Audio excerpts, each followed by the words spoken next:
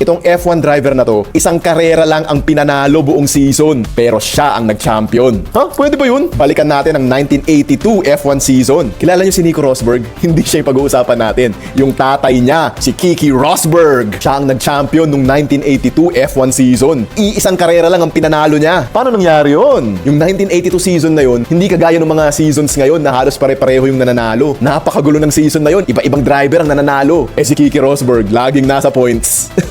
Super consistent eh. Williams ang dinadrive niya nun. Dahil iba-iba yung panalo, walang isang driver na nag-dominate ng season na yun. Pero si Keke, laging nasa points, laging mataas ang posisyon. Ang dami niyang second place, third, fourth. Tapos yun nga, may isang panalo siya. After the final race, ang total points niya for the season, 44 points. Sapat na yun para mag-champion. Ang second sa kanya, 39 points. Ayan, pwede pala mangyari yun. Isang panalo lang, pero champion. Keke Rosberg.